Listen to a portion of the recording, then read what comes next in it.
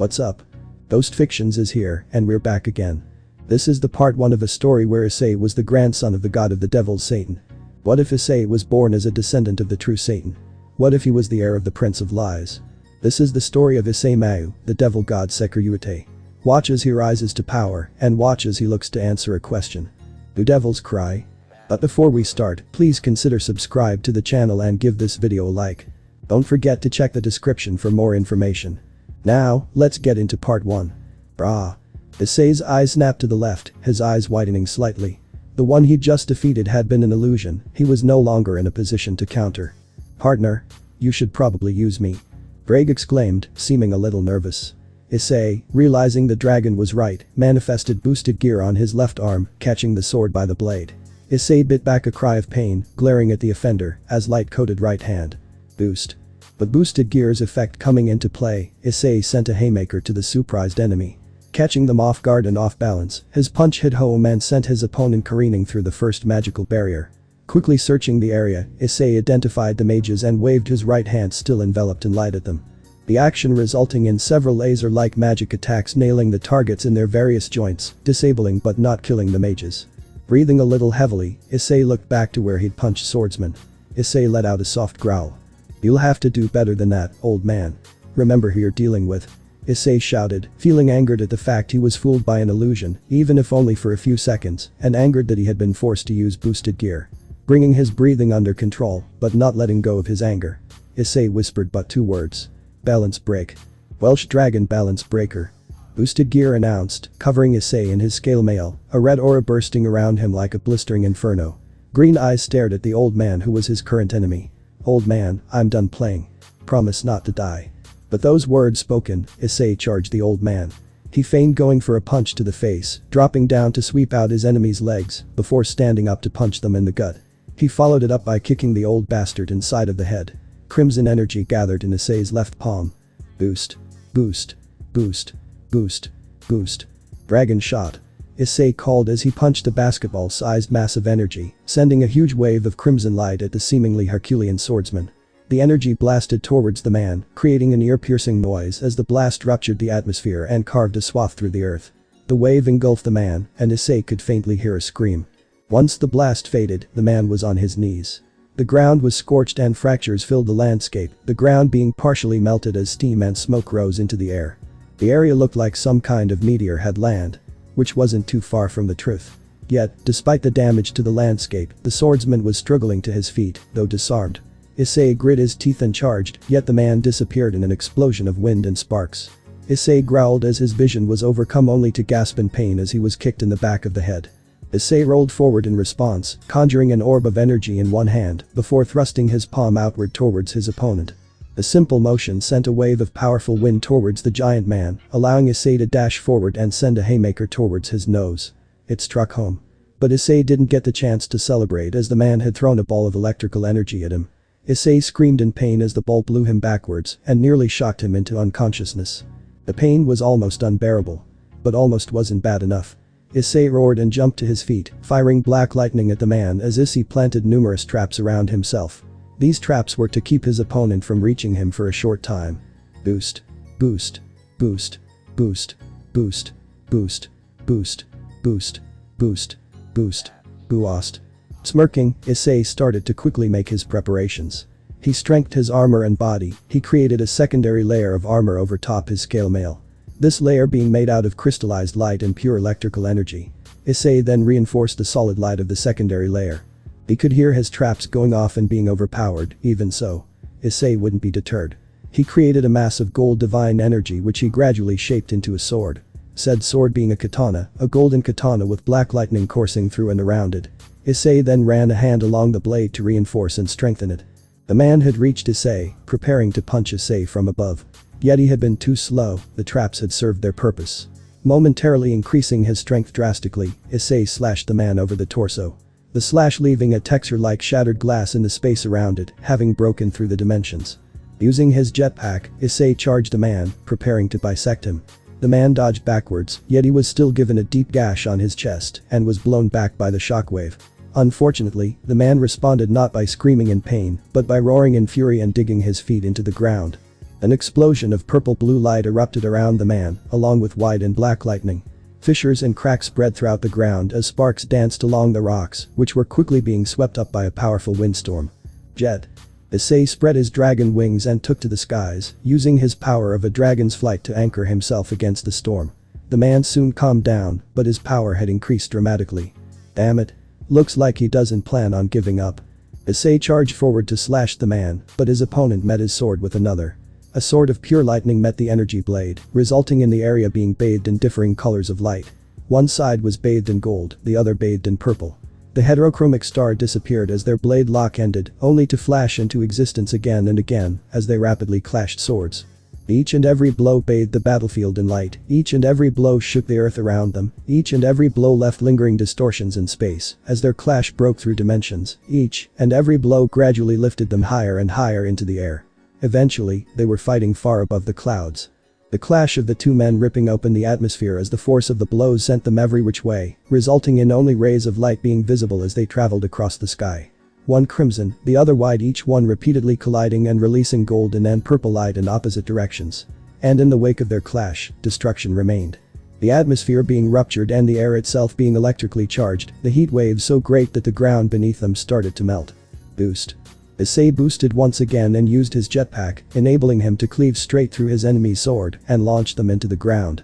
Issei slashed towards them with his sword, sending shockwaves towards them.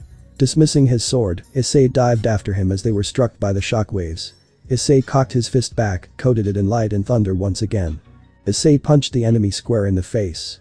This sent a sparking enemy flying towards the ground at speeds exceeding Mach 30, only for a beam of sunlight to pursue them and burn them on their way down. Once the man slammed into the ground, his nose was broken and he was covered in burns, bruises, cuts and other injuries. He was also covered with a massive body-wide sunburn. Despite this, even lying in the crater and badly injured, the man was attempting to stand. Oh, no, you don't. Issei was already on him, kicking him to the ground and holding a large white-blue fireball to his enemy at point blank. Do you yield? Ahahahaha. The man had bursted out into laughter, causing Issei to scowl behind his scale mail. Yes, I yield. To think you're the same boy who used to struggle to survive against me, Issei. The man said boisterously, causing Issei to sigh and disengage his armor. The man on the ground before him was none other than his great-grandfather, one of the Shinto trinity, Susanoo. I don't know whether to feel pleased or insulted. Issei deadpanned. The old man was always like this, he had been ever since he found out about who Issei was. At first, only Amaterasu trained him, possibly because females were inherently attracted to him, since he was the host of a heavenly dragon. Or it may have been because Amaterasu was just too scared of her to refuse. However, around 3 months into his training, he displayed the ability to conjure lightning without a magic circle. Since the lightning wasn't Kai-based, it could only mean one thing. Issei was a god. Well, half of one anyway. Once Amaterasu realized this, she and some Shinto priests had done a ritual. This ritual was to figure out his exact nature. Turns out, Amaterasu and Susanoo were his great-grandparents. Ever since then, Susanoo had been both more affectionate and respectful towards Issei. And more cruel. Susanoo assisted in his training, but was more brutal than anyone else. At first, the training was more like torture since Issei was barely even 8 years old. However, when he wasn't training Issei, Susanoo was actually somewhat friendly and affectionate, sometimes overbearingly so. It was because he knew Susanoo did care about him, knowing Issei was his descendant and not a mere human, that Issei didn't hate Susanoo for causing him so much pain. The sound of clapping drew Issei from his reminiscing, however.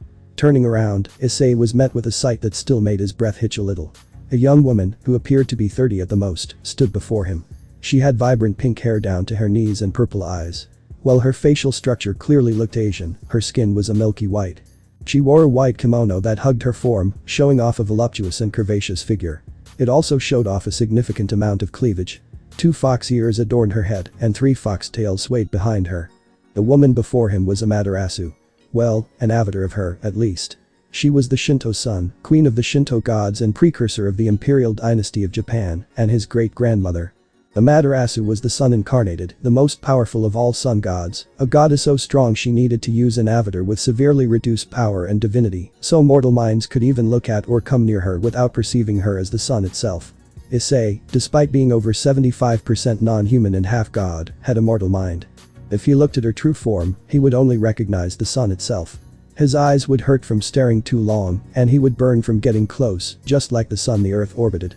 The Amaterasu in front of him was one of her many avatars, each having comparable beauty even if different aesthetics. The hair and eye color of the avatars varied, so did the number of fox tails, and rather the fox traits existed or not. If fox traits existed, the avatar was stronger. The more fox tails it had, the stronger the avatar. Issei, having been in Kyoto for a good chunk of his life and thus being used to seeing yaoi, wasn't bothered by the fox traits.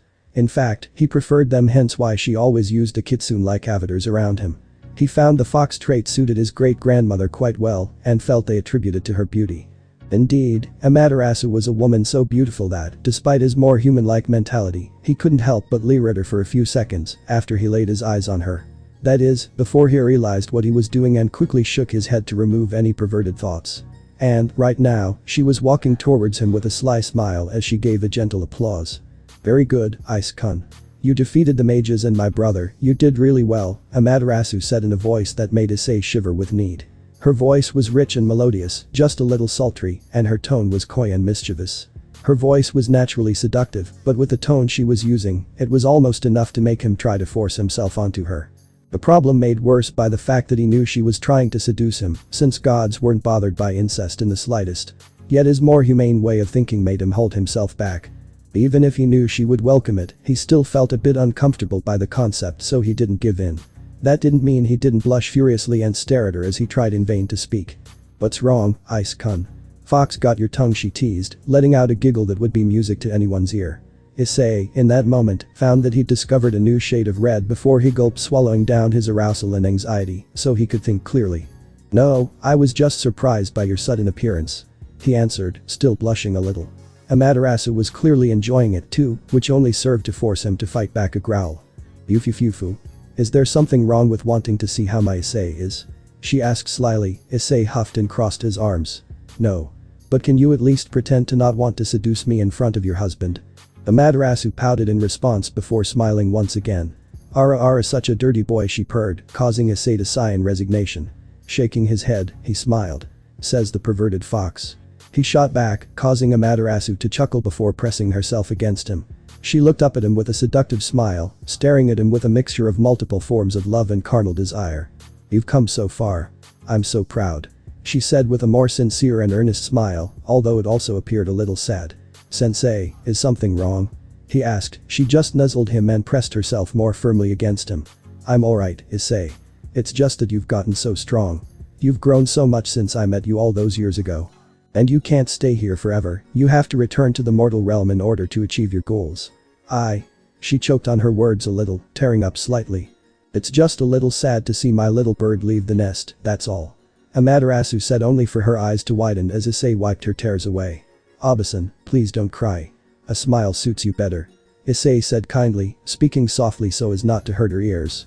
This time, it was Amaterasu's turn to blush, although her blush was much softer than Issei's own. Nevertheless, she smiled once more and took a step back so she could move to his front.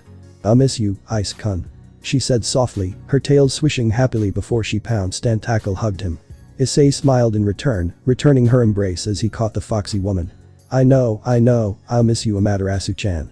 It was a whisper, softly spoken directly into her ear. It made the sun goddess's mouth dry and her face heated up along with the rest of her body, shivering in delight. "Ah. Issei said my name. Issei-kun called me Amaterasu," she thought happily as she licked her lips, holding on to Issei tightly. "Arrogant, Issei-kun," she whispered, nuzzling him once again. Now, both the Shinto sun and Sekiryuutei were blushing deeply. Amaterasu because one of her personal goals had been completed, Issei had called her by name, something she'd wanted for years. Issei because he and his great-grandmother teacher were acting like lovers about to temporarily part. Eventually, the sound of Susanoo rolling around in hysterical laughter broke the two out of their borderline trances. They both jumped apart and looked toward Susanoo. Issei, for his part, just sighed in both relief and disappointment. Amaterasu, however, wasn't so kind. She let out a growl as she walked over to Susanoo, a golden aura began to radiate off of her, as sparks occasionally danced through her aura. When she was close enough, she stepped on Susanoo's groin and glared at him. "Are you mocking me, brother?" she asked darkly. In truth, she wasn't angry he was laughing, but that his laughing had interrupted her goodbye with Issei. She had been hoping to be able to seduce Issei and bed him, at least once, before he left. Yet it seemed Susanoo had ruined that for her, which infuriated her. Her brother was in a cold sweat and was squirming underneath her, terrified his sister would crush his pair underfoot. Yet before she could do any real damage, someone grabbed her shoulder. Amaterasu. Issei said while shaking his head once. That simple act was enough to get Amaterasu to calm down. Ice. She then stepped back and cleared her throat. Go say goodbye to the others, Issei. I will ensure all financial troubles are taken care of before your departure. Sayonara. Amaterasu said with a slight bow. Hi. Right away. Issei said, having nearly forgotten about saying goodbyes with others. With that, Issei ran off to see Tsukiyomi and the rest. Issei, though looking to be 16, wasn't a teenager. His body was that of a teen, yes. And it was true that only 16 years had elapsed since his birth in the mortal realm, Earth, but Issei was actually closer to 30. The perks of being a demigod with demon blood were substantial, indeed. From his perspective, it had been over 15 years since the betrayal. During that time, he'd grown much stronger. Strong enough that Amaterasu and Susanoo believed he was ready to permanently leave the heavenly plains in Kyoto. Despite that fact, Issei still craved power. Issei had trained with the Shinto Trinity, the current Leviathan, Styx, and several others. Indeed, Issei had trained with many powerful individuals. He had prowess in many fields. His divine abilities, manipulation of divine energy, Shinto magic, demonic magic, the use of boosted gear, use of draconic energy, martial arts, swordsmanship, and many others. Even then, it wasn't enough. Issei needed to be strong, much stronger than Drake was in life, in order to fulfill his goal. Issei wanted to fight against powerful enemies. Enemies like the 3 super devils and other Satan-class demons. He also wanted to face the Dragon Kings and the 9-tailed fox, although he wasn't certain about whether he would get the chance to face any of those enemies. Yet, there was one enemy. One he knew he would face eventually. The white one, the vanishing dragon. Issei knew he would have to fight his natural enemy someday, yet the white dragon was merely a stepping stone on the path to his true prey. Currently, Issei was on a train to the town where he was supposedly born. Amaterasu had already handled the paperwork and was having the Shinto faction's funds cover the expenses. Unfortunately, Amaterasu didn't send him alone. His sister was with him. She was a devil god like himself, a descendant of Satan. She was born between a kitsune and their father who was half devil, half god. While Issei was half god, his sister was only a quarter god. She was his half-sister. Being what she was, his sister was an extremely powerful magician who knew seemingly all forms of magic. She also had an affinity for most regular elements. Now, one may wonder, why was she sent with him? The answer was simple, but annoying. Amaterasu sent his sister for the sole purpose of being a maid more or less. His sister's job was to heal him, keep him from using Juggernaut Drive, cook for him if he so wished. Things like that. But more than anything else, Issei suspected his sister's job was to annoy him. The punishment for not giving in to Amaterasu's advances. Ani-chan. Your first day of school is tomorrow, make sure you're presentable. She chirped, causing Issei to merely lean against the train's wall. How much longer would this last? He just wanted to go to sleep at this point. He got his wish, it seemed.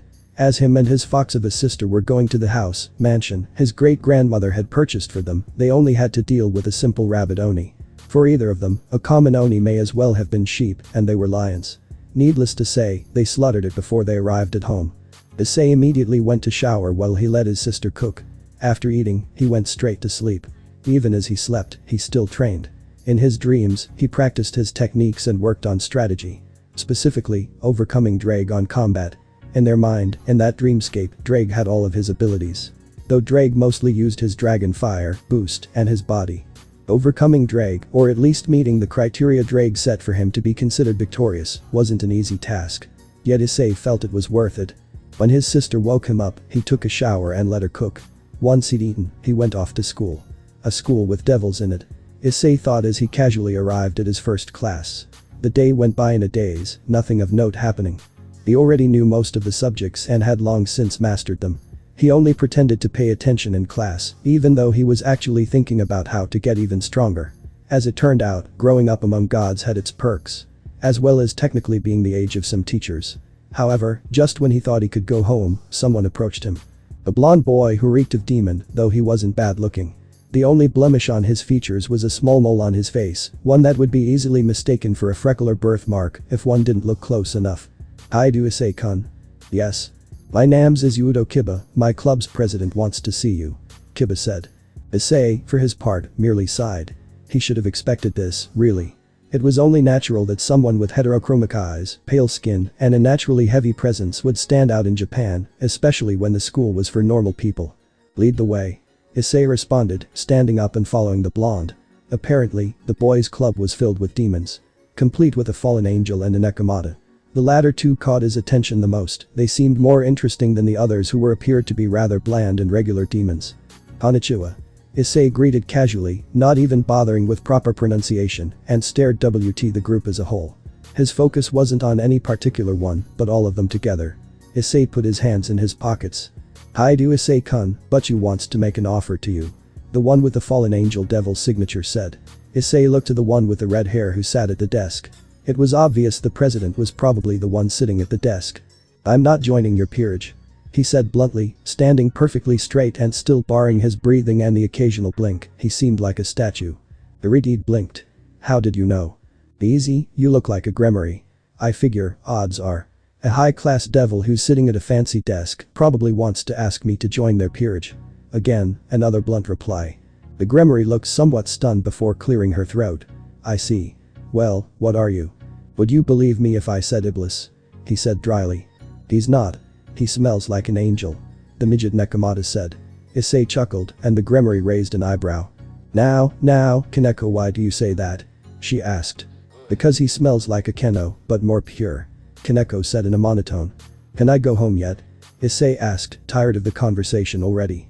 Issei, well he would be fine talking to the fallen angel hybrid Akeno or Kaneko by themselves, didn't care much for the Gremory. He found her annoying. He also didn't particularly want to be there at the moment. You may not. I would at least like for you to fight my servants as a test first. Issei sighed once again. Sure. I'll fight Goldilocks and the other two. The Gremory raised her eyebrows. You want to fight all three, are you sure? Issei nodded, stretching idly. If it were any less, there wouldn't be a fight. Please accept Ria's Butchu, I am interested in seeing how he handles a magic user. Akeno said to Rias, smiling at Issei. And the smile told him she wanted to watch him suffer. Issei had to resist the urge to snort. Nevertheless, he watched until Rias had accepted. Issei went outside first, followed by Kiba, Akeno, and Kaneko. Also Rias. Issei walked a few meters away from them, cracking his knuckles before looking at them. Akeno crackled with lightning and giggled mischievously. Kiba produced a demonic sword, while Kaneko took a martial arts stance. She's Imkai. The energy coming from her confirms it. Judging by the feel of it, I'd say her type is. Are you a Nekomata? Issei asked, causing Kaneko to flinch. Ria's Gremory frowned. How could you tell? I've been around Imkai long enough to know how to distinguish between each species. I spent many years of my life in Imkai capital, after all. You're from Kyoto. Ria's Gremory suddenly shot forward at amazing speed, grasping his hands and her eyes sparkling. Issei shivered, he had a very bad feeling. Yufufufu, you'll have to forgive her. Butchu is a Japan otaku. Right, are we going to start? Issei shook her hands off and backed away.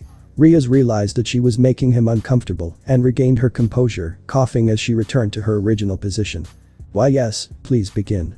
Partner, are you going to use me? No, there's no need. I can do this with just my own abilities.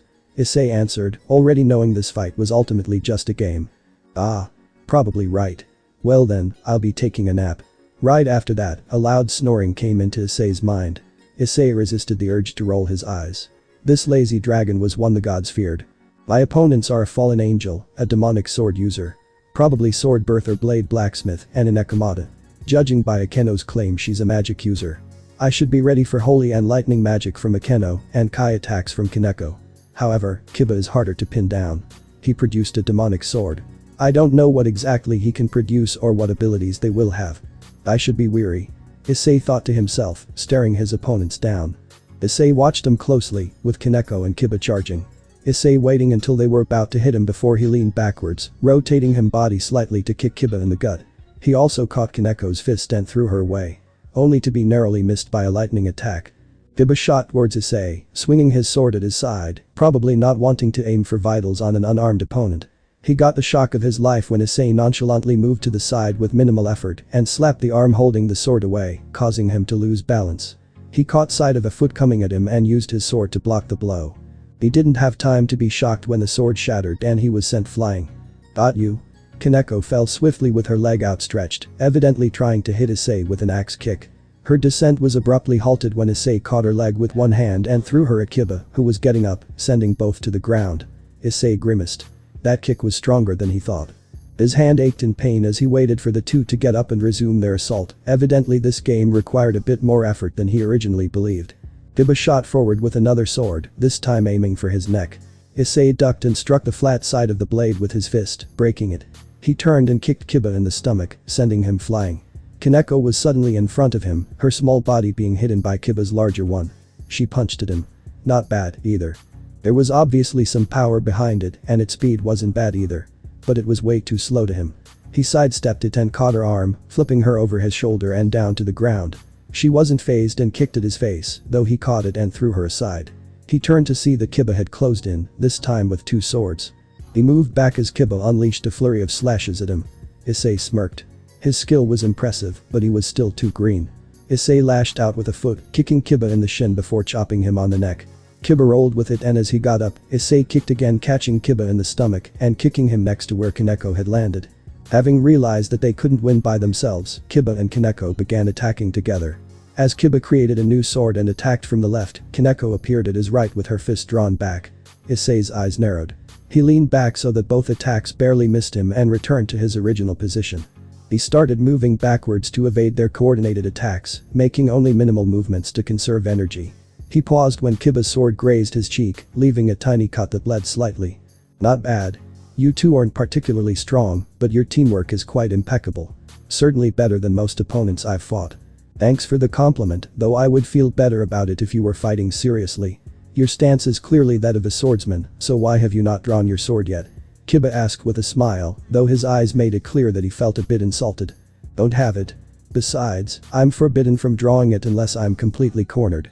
My sword indiscriminately destroys everything around it, so my sister keeps it sealed in another dimension. Issei responded.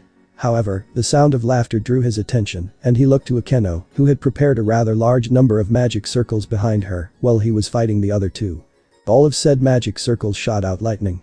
Issei's eyes widened slightly as he immediately shot off rays of sunlight from him fingers to counter them. They were completely nullified. Issei scowled and crossed his arms, not bothering to avoid or defend against the next attack. The lightning struck Issei, and a tense moment was felt before a burst of wind dispersed the smokescreen, revealing Issei, who was completely unharmed. You call that a thunderbolt? Akeno cringed a little, apparently disturbed by his remark. Issei cared not. Nonsense. Now, allow me to show you a real thunderbolt. Issei smirked and held one hand to the sky, the white clouds crackling with gold lightning. Raikou. But that short incantation, lightning struck out at his enemies. Kita did his best to dodge and defend against it with demonic swords. Akeno used a barrier, while Kaneko was mostly forced to tank it. When the dust settled, Issei's hand was still raised. Nice, nice. Let's turn up the heat, shall we?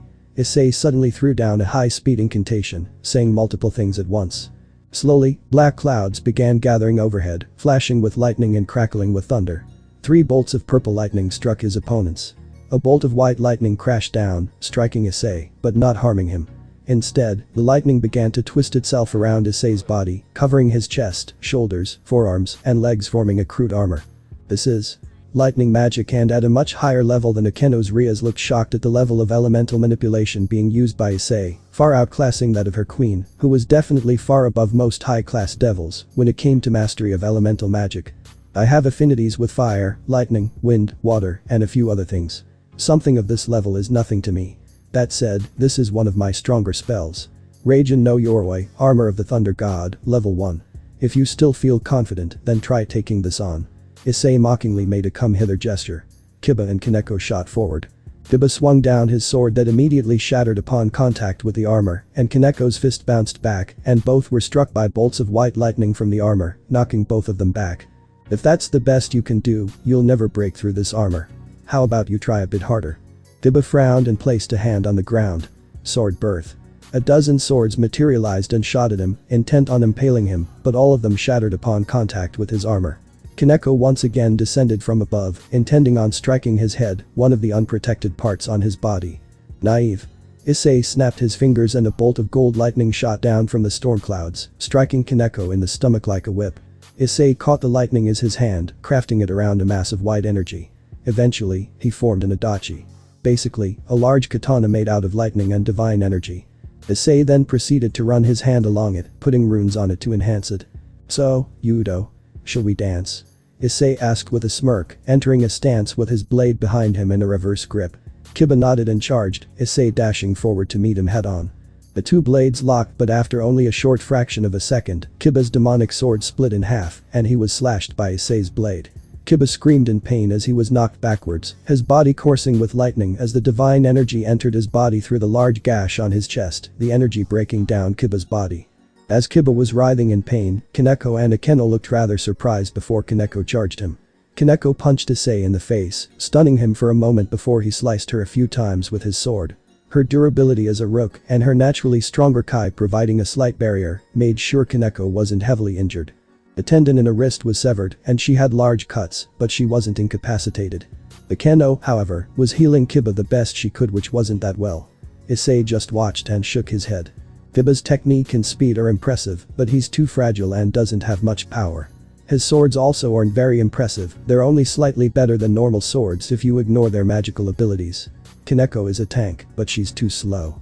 She also doesn't use her abilities as a Nekomata. I don't understand why, though. And Akeno. She's powerful, definitely low mid-class at least. But she doesn't have the most endurance, nor does she have a large arsenal of spells. Well, at least offensive ones. Issei thought to himself, coming to a few conclusions. Kiba needs to hit the gym and severely break down his body repeatedly. Kaneko needs to hit the gym, specifically the treadmills. Akeno needs to hit the books. However, Issei couldn't help but feel a little bad seeing that he'd nearly fatally injured Kiba. Looks like I overdid it. Anyway, looks like I've won. Sayonara. Issei said as he disappeared in a flash of crimson lightning. It had been a year since Issei started to attend Kao Academy. He had been training with Drake in his mind and his sister in the real world. He still pursued power. Issei had also been hunting down hostiles, stray devils, oni, revenants, vampires, and other creatures.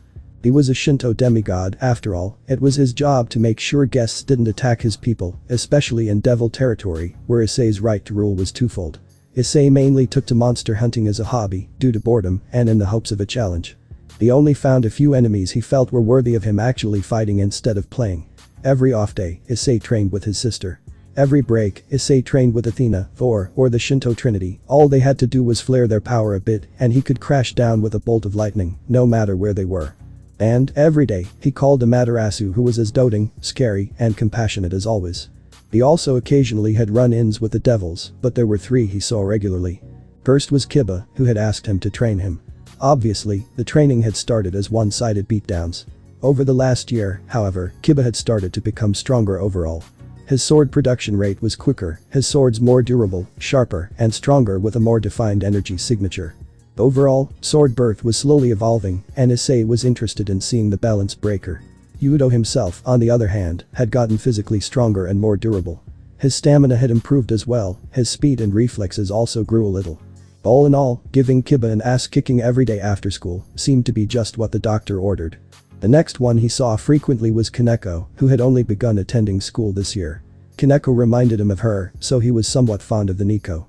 It also helped that she always came to him for sweets, which he still kept on him at all times for no reason other than habit. The final one was Ria's, who seemed to have a bizarre infatuation or obsession with him. At first, she was incredibly irritating. But he quickly grew desensitized to her offers and temptations. After all, Amaterasu was worse. Much worse. Now, in his second year, Issei was walking home with his hands behind his head. He was tired. He had fought his sister in the morning, which wasn't easy. He then had to fight an unusually powerful revenant and an oni, along with two strays, on his way to school, which was a bit difficult after his morning exercises and fighting his sister. Difficult enough that the revenant managed to slip away. He had also reached school a little early, so he fought Kiba then. Then, during school, arm wrested Kaneko for amusement, matching her strength so they didn't reveal they were using supernatural levels of power. He was a bit winded by the end. After school was over, he fought Kiba for the second time. All of that had drained his energy noticeably, especially when combined with the bullshit from Ria's and the perverted duo. Finally, he had faced off against the revenant from that morning. He was unusually powerful due to dual-wielding a demonic sword and holy shotgun, and his sacred gears being somewhat difficult to handle. He guessed the revenant had been stealing sacred gears for some time, unless it really had a sacred gear with many abilities. Needless to say, by the time he got home, he was somewhat worn out. He'd wasted energy, so he was more tired than he should be. Nevertheless, he let his sister cook while he took his shower. Afterwards, he ate and laid down, but he didn't sleep. Instead, Issei stared at the ceiling and thought. It had been a year since meeting the devils. In that time, he'd seen them in action a few times. Since both he and they hunted strays, it was only natural. Though, recently, he'd been sensing crows laying in wait. What could the fallen want here? Is it a sacred gear? Or, is it my head? Issei thought to himself. His thoughts drifted back to the devils. Flashback. Issei remembered the day the boosted gear suddenly activated when he was only 8 years old and how proud his mother and father had been when he had shown them the strange gauntlet that was now his left arm. Crying in fear of the unknown, his parents comforted the child and told him about his true heritage. About how he was unique and that a child born with 3 different bloods within them was not a thing to ever be heard of. Starting then, his supernatural training and education began. Issei only had a few years to learn before the betrayal. However, in that span of time, Issei learned almost everything about the 3 factions. The 72 pillars, the Great War, the identity of Drake and the boosted gear, the current leaders of each faction, underworld table manners, the 7 levels of heaven, etc. Needless to say, Issei was quite an expert on the topic of the supernatural world before his 10th birthday. Issei. The Red Dragon Emperor was interrupted from his thoughts when he saw Ria's grimoire running towards him, her peerage in tow. Issei resisted the impulse to run, as he already felt the grimoire peerage keep sticking their nose into his life, too much for their own good. Hello Rias. Issei replied cordially as he stopped. Is there something I can help you with? You know, I wasn't going to ask you for anything, thank you very much. Rias replied with a cool stare as Kaneko, Yudo, and Akeno caught up to them. Issei was silent as he gave her a deadpan look. Okay, maybe one thing. Rias admitted. I was going to make you an offer of whether or not you would join my peerage. Your presence would make us a lot stronger. Honestly, Issei didn't give 2 damns about Rias and her peerage. They were quite annoying on their first official meeting, for one, and Issei preferred to keep a low-key profile. Aside from that, Issei just really didn't like any of them at all, except for Yudo, who was alright. Well, he supposed Kaneko and Akeno were at least interesting. So honestly, it was mostly just Rias. However, Issei was still someone who believed in second chances. To a certain extent. Maybe they got off on the wrong foot in their first meeting, but it doesn't mean that they still couldn't become friends, or at least not be enemies. Also, Issei has never been in a peerage before, since he had never thought about creating his own in the past. However, the cons still outweighed the pros in the end. After all, deception was something he was trained well in by the Shinto Trinity, so he knew Rias was after him for power. Besides, like Drake had told him, it was better to be more cautious for now. I'll have to decline, I'm sorry. Issei shook his head. Ria's expression turned into a disappointed one before her turquoise eyes suddenly narrowed as she looked down. Damn it. He's too powerful to overcome and force reincarnate now. If only Issei was a weak stupid pervert, then he would have been so easy to control. Rias thought. However, maybe if I drag him with us long enough, then he'll be more lenient. Well Issei, would you like to instead accompany us in keeping the peace around Kuo, then? Issei looked into the Riti's eyes, which told him that she wouldn't take no as an answer no matter what. Sighing, the teen's shoulders sagged in defeat as he didn't want to deal with any more problems. But I think just dragged myself into another mess. Later that day. Stray devil visor, you betrayed your master and ran away to fulfill the lustful wants and needs that have consumed you. Issei watched lazily as Rias berated the monstrous female devil who had the shape of a chimeric centaur. Rias had forced him to go along with everyone else to abandoned building in order to eliminate a stray devil. Feeling that their target was too low-leveled, he brought a comic to read as he knew the other devils could easily handle it. In the name of the great Marquis of Grimoire, begone or face your death. The stray devil laughed, unashamed as she began rubbing her breasts in front of everyone. Like centaurs, she was naked from the waist up. Shut up, you little slut. You're just jealous because your breasts will never be as luscious as mine. Rias blushed angrily, glancing over to see if Issei noticed. However, the teen was currently too engrossed in the newest issue of Rage Across Time and ignored his surroundings. This is your last warning. Go back to your master now or be destroyed. Sighing, Issei flipped a page of the comic. I wish they'd stop being so noisy. Also, I promised my sister that I'd be home before 7 today. I hope they hurry up in dealing with this. Alright Issei, watch this. Rias commanded as Kaneko, Yudo, and Akeno got into ready positions. Issei frowned as he looked up, having been interrupted at a good part in the comic. Since this is your first time observing a peerage in action, examine how each member of my family fights according to their reincarnated piece. Watching each one of them attack the stray devil, Issei couldn't help but be slightly impressed at the effects of the evil pieces.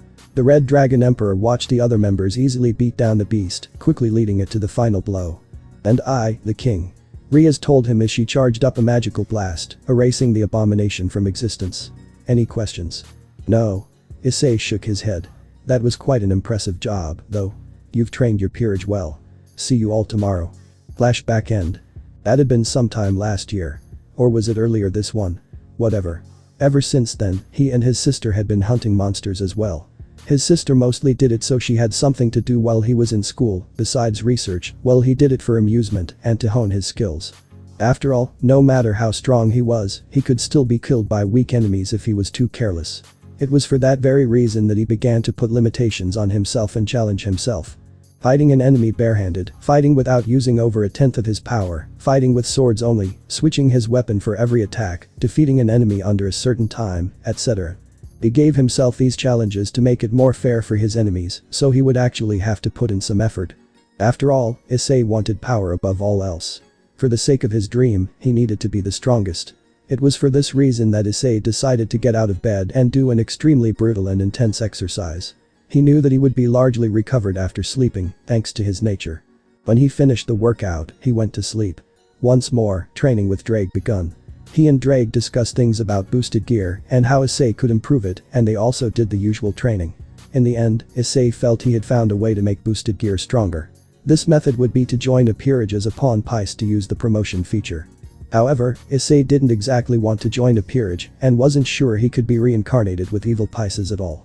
Issei awoke to a normal day, this time cooking his own breakfast as he'd noticed his sister was in her workshop. Probably trying to make an advancement in her study of sacred gears and magic. Hours later. And by deriving this formula, you would find out the formula for acceleration. Issei's hand flashed from writing as he quickly solved the calculus problems on the chalkboard. His classmates and sensei were staring slack-jawed as Issei easily completed the university-leveled questions. For the next question, use proportional representation after finding out the implicit differentiation of the sphere's formula, giving you the derivative of volume over the derivative of time, which gives you the shrinking rate of 44 mm per min. That should be correct, right, sensei? The teacher, a balding 40-year-old man who had called on Issei for not paying attention in class, nodded mutely in shock as the teen sat back down. He still couldn't believe that a second year could have solved the university questions that he had brought up only as an exemplar. Finally, the bell rang, and the teacher dismissed the class. Issei was trying to find his stuff inside his desk, which was flooded with confession letters. Unfortunately, he suddenly found himself being surrounded by the two people who were renowned for being the school perverts. Again.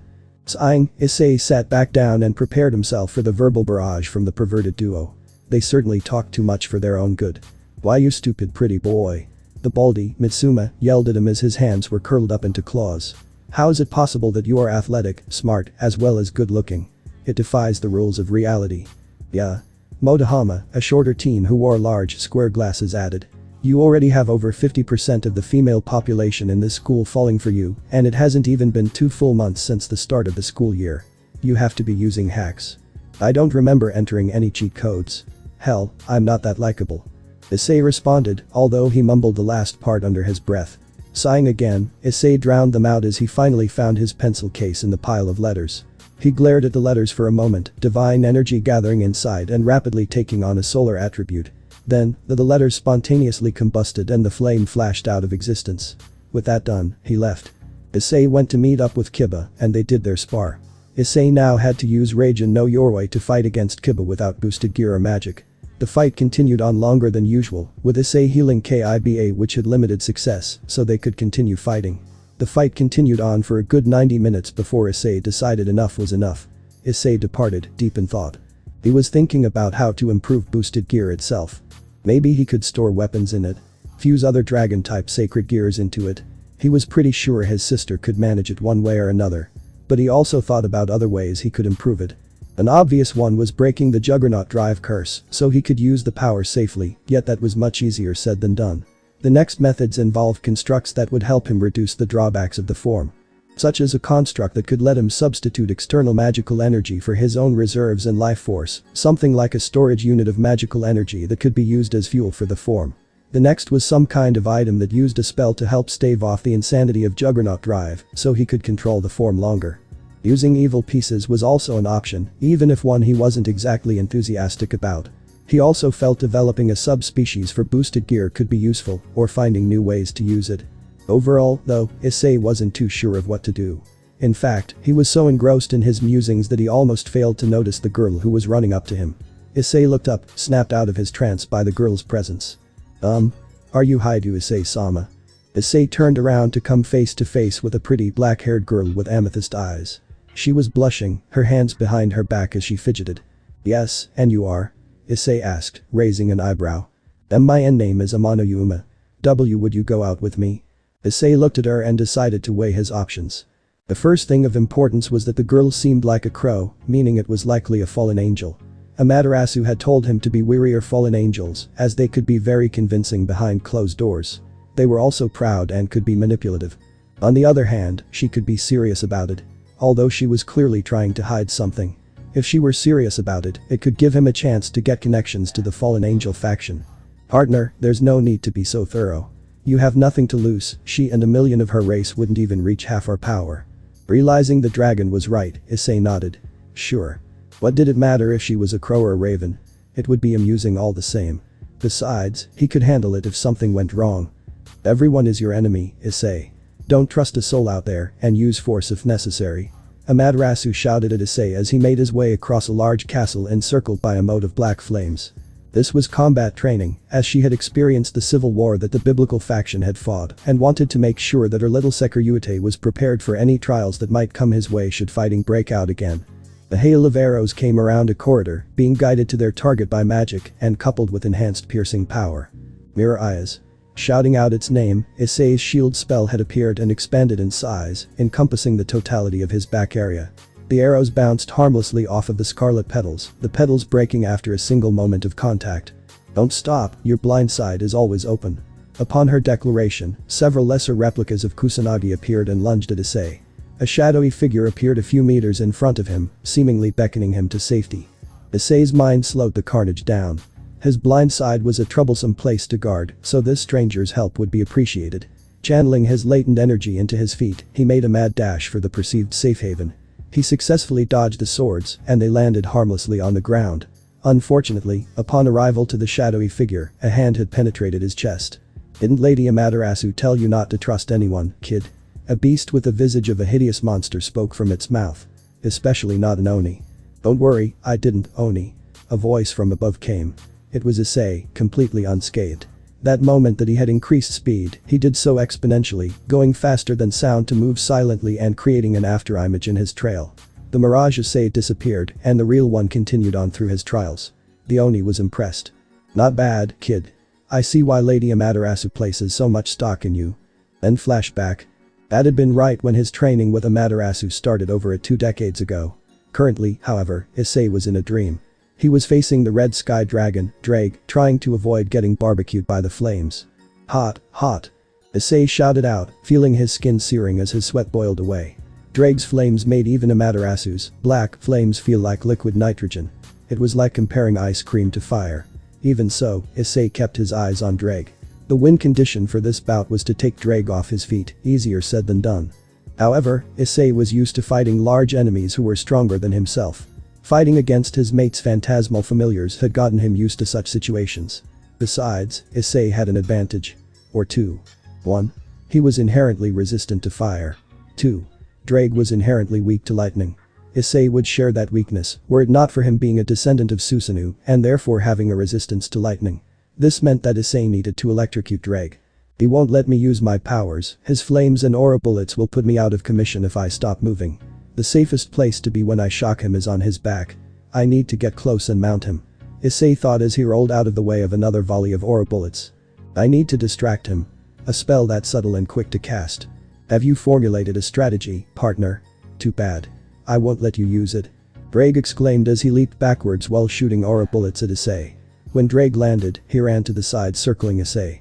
Nevertheless, Issei used a brief moment of reprieve from the assault of flames to conjure a sword of divine energy. Using the sword, he narrowly deflected all of the aura bullets before another torrent of fire came his way. Whoa. Issei exclaimed in shock as he leaped to the side, barely avoiding the flames. No sooner had he landed, however, did Drake charge him. Issei's eyes widened partially yet he didn't falter. He took a few steps forward, rapidly accelerating and meeting Drake's charge. Without hesitation, Issei jammed the sword into Drake's snout. The dragon hissed in pain, but Issei used the sword as a fulcrum to swing himself around and catapult himself onto Drake's back. Stabbing another sword into Drake, Issei began to shock the dragon. The red dragon roared in pain. Even with all his power, Drake was vulnerable to dragon-slaying techniques. And electrocuting a dragon's insides was one of them. Paralyzed from the electricity coursing through his body, pouring right into his spine, Drake fell forward and planted his face into the illusory ground. Issei was breathing heavily as he dissipated the swords, with Drake pulling his head out of the dirt and turning to look at Issei. Ah. Ow, ow. That hurt. Partner, why did you do that? Drake complained, rubbing his snout. Issei had to resist the urge to snort. Because it was the only way to get you off your feet. You stabbed my snout. How would you feel if I stabbed your nose? Drake bellowed, causing Issei fall onto his back, laughing. Was this childish dragon really called a dragon emperor? His laughter was silenced, however, as a tail promptly slapped him across the face. That was for my pride. Suddenly, Issei found a massive clawed finger moving towards his face. His eyes widened in fear as the claw pierced his nose. Ah. Issei woke up, screaming in fear. After a few seconds, he realized he'd woken up and held his hand to his chest, panting. And that was for my nose. Drake's voice resounded in Issei's mind as the young man got out of bed. Stretching, Issei walked towards the bathroom. He looked into the mirror, his eyes moving towards a certain spot on his neck. The spot was a small bite mark, a tiny infinity symbol inside of it. Slowly, Issei's hand went to the mark, touching it gently, as if afraid of breaking fragile china. Still there, huh? Partner, it'll never go away. Not unless one of you two die. I know that. Sighing, Issei recalled how he had gotten the mark. That moment, it had been one of the happiest times he could remember. Back then, he wasn't all carried, emo, and brooding. He was short, light-hearted, and earnest. He was happy back then because he was with her. His mate, who he held so dearly. It had been that day he had heard his normally reserved and monotonal crush say the words. I love you, Issei. You are my mate. Tears began to well up in his eyes, hearing her confession in his mind. He could still recall the sensation of her teeth sinking into his neck, the feeling of running his fingers through her silky onyx locks. More than anything else, he remembered the way her normally dull gray eyes had shone with affection, the small yet loving smile that had graced her features. So beautiful. He'd never seen a sight more beautiful, not before or since. Flashback. Issei had just finished a training session and was about to get in the shower when, suddenly, a black blur pounced on him. Issei. Morning kiss. Arms were wrapped around his neck and a slightly groggy voice whispered into his ear. He smiled at the face he saw in the mirror. Black hair, gray eyes, milky white skin, and pointy ears. The girl on his back was his mate, the love of his life. Her beautiful face wore an equally beautiful expression, her eyes sparkled with love and affection, and her small smile radiated happiness. Geez, I spoil you too much, Eugen him. Issei said in response, yet obliged his lover nonetheless, looking up and to the side. He kissed her deeply. His mate had let out a happy hum in response, her pupils turning into hearts and staying like that when he broke the kiss. Then flashback. Tears started rolling down Issei's eyes as the reflection of his would-be fiancée disappeared from the mirror. I miss her. I want to see that smile again. But, does she even still love me? At that time, his mate took the shower with him. She had cleaned him with all the care and attention of a mother cat grooming her kitten. He also had returned the favor, bathing her as well. Of course, his mate had also made out with him multiple times as she rubbed her body against his, getting her scent on him, a warning to others that he was hers. Back then I knew for sure, I had no doubt that she loved me. I don't know anymore. After all, when your fiancé betrays you, it usually means that she doesn't care for you anymore. Sighing, Issei wiped his tears away and took the shower. When he finished, he went downstairs and ate the meal his sister had prepared him. And then, it was off to school. Hours later. Thanks for the date, Issei-kun. That was really fun. Yuma thanked him as they were sitting down on the park bench, enjoying their ice creams. Despite expecting it to end with bloodshed, Issei had planned the date out. If nothing else, than to briefly relive pleasant memories. He had even given Kiba an especially hard fight in the morning to make up for skipping out in the afternoon, so Kiba wouldn't come looking for him. He had also bought Ria's off. She was being nosy. He just had to give Kaneko a couple of lollipops, and she was happy to let him do as he pleased. The date had been normal, with a trip to the mall, a dinner, and finally the walk in the park. Sighing, Issei wished that Ria's would stop being so nosy. Is something wrong, Issei-kun? Did you not enjoy the date? Yuma gave him an innocent look as she asked. Currently, Issei's date looked like the perfect picture of innocence, but he knew better than to lower his guard. No. The date was fine. Everything was fine. Issei trailed off as Yuma began to close in on him. Gulping, Issei stared at the inviting lips of the beautiful fallen angel. An interaction he had witnessed in the past springing to mind. The goddess held him against her breasts and washed his hair, telling him something about being really strong for his age and something about having nice hair. Yet a thick, heavy, and ominous energy filled the room as light seemed to become scarce. Issei is mine. Get your hands off him. Immediately. I'm sorry, Yuma-chan. Issei stopped her lips with his index finger, surprising the girl as she backed away. But I'm not ready for such intimacy yet. Can we please take it slow? Suddenly, Yuma began to laugh hysterically as she stood up. It was an ugly sound, filled with contempt and sadism. Oh god, aren't you such a goody two-shoes. Black wings sprouting from her back, Yuma flew on top of the fountain as she transformed. Issei watched unimpressed as she floated down in her S&M attire. Well, I knew that fallen angels were cast down from heaven because their view on the pleasures of life was considered sinful. But honestly, that attire really takes the cake and probably has eaten it too. Well, Issei. Yuma's voice has changed from an innocent girl's to a husky, seductive tone. Would you die for me? The fallen angel quickly conjured up a purple spear of light. Would you die for me? Issei froze, remembering his 8th birthday. It was the same birthday that he had confessed to her. Flashback. I love you. A little Issei, blushing madly, confessed as he held out his slice of his birthday cake to his crush. However, the girl merely tilted her head, questioning his actions. I do not know the meaning of love. She deadpanned as she took the slice of cake. After all, food was food. Issei's embarrassment turned into shock. Why, you don't know what love is? Well, it's… She gazed up for a second from the cake, expecting an explanation. However, seeing Issei trailing off and unable to describe what love is, the loli decided to go back to her delicious dessert first. Well, it's like eating cake. Issei finally pointed at the half-finished sweet. It gives you a good feeling, except like a million times better. That's what love is, Mujenim. She finally finished the cake, licking her lips. The girl recalled back in history when she had met individuals, both mortals and immortals alike, that did foolish things for another person that they called their love. In fact, some of them even died to protect that very person, with which they said they did it for the sake of love. Issei, would you die for the person you loved? She questioned the little boy, who was currently wiping away some of the whipped cream on her cheek with a napkin. Giving her a quizzical look, Issei stopped and pondered on it for a moment. Finally, a grin broke through his rosy cheeks as he lifted his left fist into the air, a sparkle of determination in his eyes. Of course I would. After all, if you love someone, then you should give everything to them, even your life. The monotonal girl felt a small smile poke itself against her lips as she leaned forward. Then, Issei. The little boy was shocked at the gentle contact on his lips before he closed his eyes and accepted it. Finally, after a passionate moment, the two broke away the kiss. Would you die for me? Flashback end. Issei didn't even register the pain when the spear entered his right thigh. Looking down, the Sekiryuutei finally noticed that Yuma had thrown her spear, impaling his leg to the ground. Oh. Ouch. Yuma laughed manically as she saw the blood leak out of his leg. That's right. Bleed. Bleed for me some more. What do you want from me, Yuma? Don't call me by that disgusting name. Yuma snarled as she created a second light spear before throwing it. My name's Rainer. Leaning to the side, Issei ignored the burning in his right leg as he twisted, avoiding the attack with his flexibility. Why are you doing this? Sneering, Rainer continued to create another light spear, except this one was much larger and resonated more power than her previous ones. The sacred gear that resides within you is a threat to us fallen angels. But don't blame us, blame the god who decided to place the sacred gear inside of you. The fallen angel charged Issei, throwing the beam of light. Now die. Rainer laughed sadistically as the spear exploded on contact with him. However, an ominous green light shined from within the smoke. The lone figure stood amongst a large pile of bodies, shaking violently. Blood was plastered all over his crimson-colored armor, with ghostly green eyes glowing out of his helmet that sported the same shade of red. Panting heavily, the figure scanned his surroundings to make sure that no further enemies were nearby.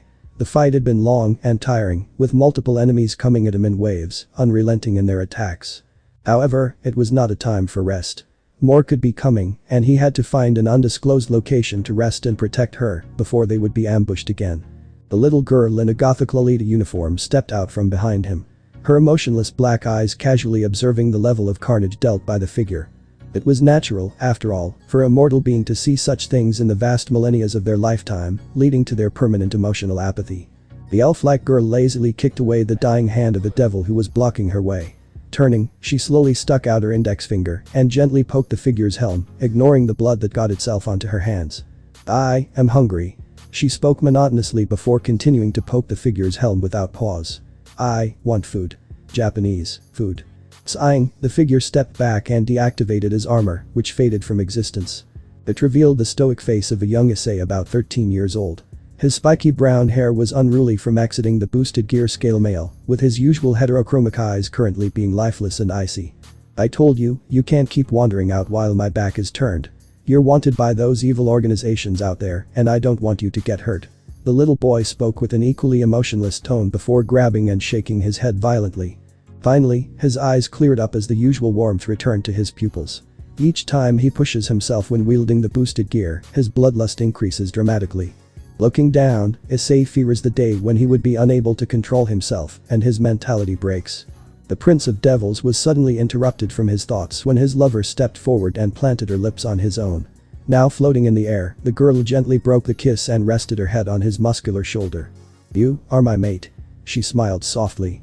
A bit of emotion always escaped from the immortal whenever she was around Issei. "I believe in Issei. I chose Issei, the strongest Red Dragon Emperor." Issei smiled bashfully, gently rubbing the red gauntlet with a green spherical gem on his left arm. Opening his arms, he closed his eyes as he enjoyed the smooth and warm feel of his beloved colliding into him. Embracing her, Issei was unaware of the individual suddenly appearing behind him, swinging a blade of blue light. "But your very existence is a mistake, Issei." Then flashback. She had said it in a tone that haunted him to this day. She, the one he cherished and loved above all, had called him a mistake. She hadn't alerted him to the enemy sneaking up on him. She didn't try to save him. Even though he had wanted nothing more than to live a happy and peaceful life at her side. He couldn't understand it, not really. Why was she so affectionate and lively with him? If she thought he was a mistake. It hurt just to think about. It was infuriating that he couldn't understand the thought process of his own fiancée. It made his blood boil. His heart starting to accelerate, a red haze filling his vision. He wanted blood. Silently, Issei summoned boosted gear and began to rise to his feet. "You know, I was going to take you alive and ask some questions. But you just had to piss me off by asking that, didn't you?" he said bitterly, the gem on his crimson gauntlet shining ominously. Rainer looked shocked, staggering backwards. "Remember, you were the one who tried to kill me first. Don't blame me for what happens next." Welsh Dragon. Balance breaker. The fallen was greeted by the sight of Issei in bulky crimson armor, resembling a mix between half-dragon and half-knight. Equipped with the boosted gear scale mail, the Red Dragon Emperor was unfazed by Rainer's attack. The boosted gear. One of the 13 Longinus Rainer screeched in terror fury, sending multiple light spears at Issei. Her sanity only slipped further when the reddish aura exerted around Issei absorbed the projectiles. What trickery is this? Rainer's face was now twisted like an enraged monster. Why are my attacks having no effect? This is called Welsh Dragon's Dominance. It's an aura I naturally exude when I activate the scale mail. Basically, any attacks that are dealt by opponents who the boosted gear recognizes as being less than half my power level have no effect. DRHH. Rainer shrieked as she began charging up a gigantic light spear, the size of a large torpedo. "I for Kakabiel Sama Issei." "How about no?" Issei calmly replied as he lifted his left arm up, which was covered by the large gauntlet. The Red Dragon Emperor then disappeared from vision as he jumped. Rainer's spear suddenly dissipated when she felt something painful impact her gut, making blood fly from her mouth. "Burn up and be put to rest, fallen pigeon." Absolution immolation. With a mere 2 words, pure, white flame spread from Issei's fist to her body. Rainer screamed in agony as she impacted the ground with a sickening crunch, slowly burning. "You may survive, but you'll never fly again. A pigeon who's degenerated into a filthy crow has no need for wings." Issei said coldly as he stepped on her back, taking some pleasure in how she writhed under him, whimpering. Nevertheless, Issei gripped her wings and just ripped away. With as much effort as it took to tear paper, the Sekiryuutei had ripped off her wings, inflicting minor damage to her spine in the process. She was crippled.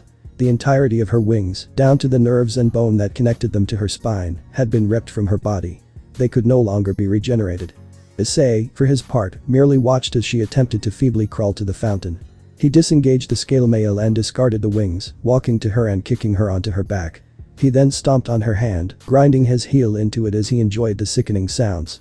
The sound of bones breaking, of tendons snapping, muscle tearing. Issei picked up his foot, watching her clutch her hand in agony.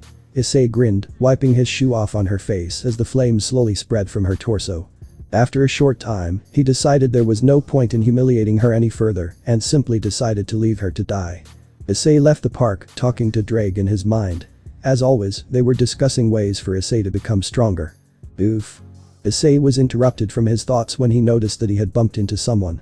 It was a blonde girl with emerald green eyes. A suitcase filled with her belongings was spilling out her possessions all over the sidewalk. He suddenly felt a chill shoot up his spine. The nun. Please don't look behind me and see the half-dead fallen angel, he internally pleaded, as he did not want to risk ending up on the church's radar. Oh we. She whimpered as she slowly picked herself up. Sighing, she dusted herself up and prepared to apologize to whoever she had bumped into. Today was just not her day, as she had just arrived in Japan and was already getting lost left and right. I'm sorry, her words were stuck in her throat as she suddenly gazed into deep, gorgeous red and green eyes. The light wind suddenly blew, gently moving the teen's spiky brown hair. Asia soon felt heat beginning to crawl up her face. Thankfully, the handsome stranger finally spoke. I'm sorry for bumping into you. Are you alright? Asia suddenly noticed that the teen was holding her briefcase out, with its contents already restored as if magically. The nun's voice finally returned. Thank you so much. My mind was wandering because I've been getting lost all day. Would you happen to know where the town's church is?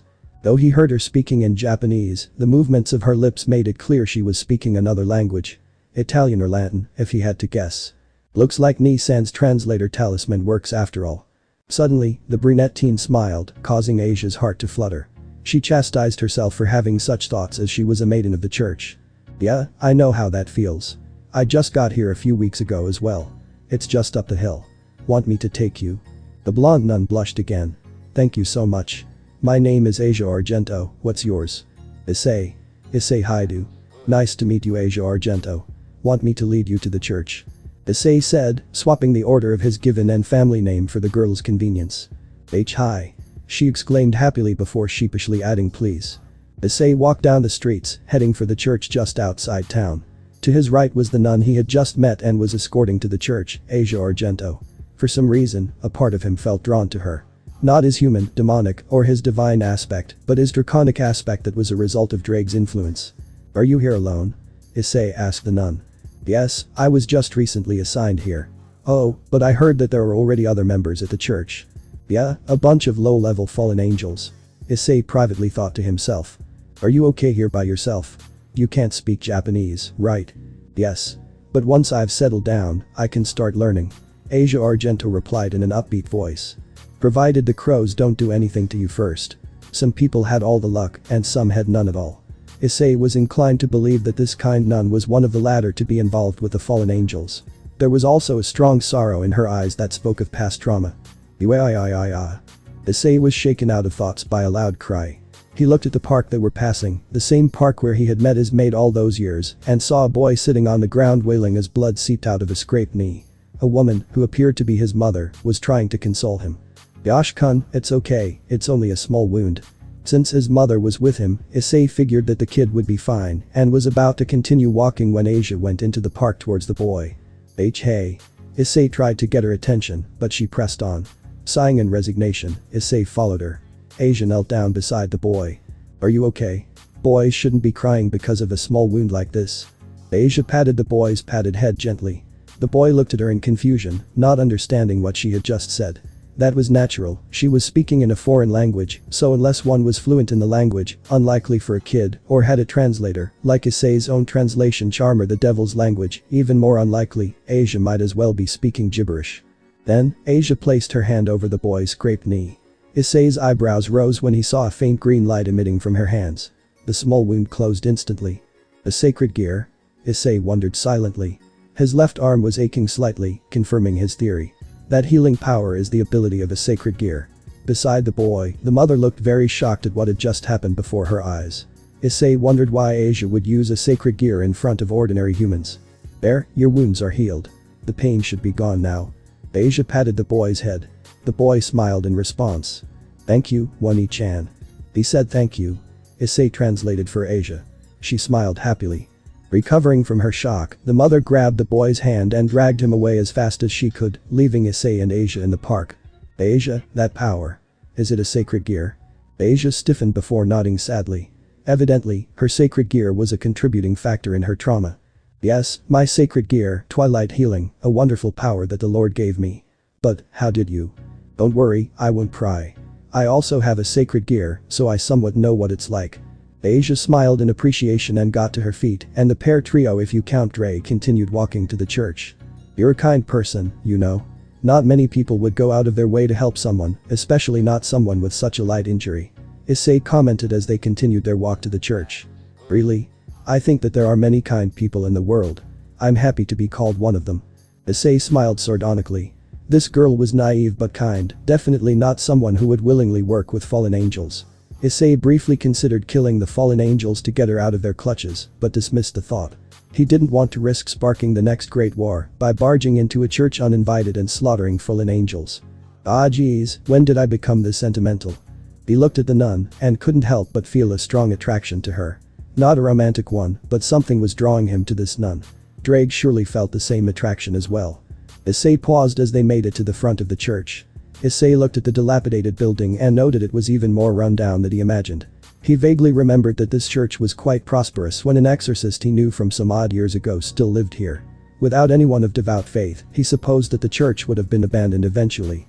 But, there was a light coming from inside, and 3 fallen angel auras, all rather weak, weaker than the one he had killed no more than an hour ago, and several dozen human auras, all slightly stronger than an average human, and one that was above the rest, stronger than even the fallen angels. Stray exorcists, Issei realized and internally grinned. Looks like he would be entertained after all, if they chose to attack him. Yes, this is the place. Asia exclaimed in happiness beside him. Alright. Then, I'll be going. Ah, please wait, at least let me offer you a cup of tea as thanks for your help. It's fine, I really need to get going. I need to get back to my sister. Oh, I see. Asia's expression turned downcast, and Issei felt a little guilty. When I have time, I'll come visit you. Then, we can have that cup of tea. I'll be able to take you on a tour of the town then. Eh? What do you mean eh? We're friends, right? Friends? Asia's eyes widened. That's right, friends. And that's what friends do. Oh. Okay, I look forward to that. Asia smiled in delight as she waved to Issei, who waved back as she left. Once they were out of sight, Issei lowered his arm and turned around to leave. Issei looked back in the direction of the church. It didn't feel right, leaving someone so kind in the clutches of the fallen angels. Not to mention, he had sinking feeling in his gut, like he should not have left her alone. That's it guys. Thanks for watching and supporting us. See you in the next part.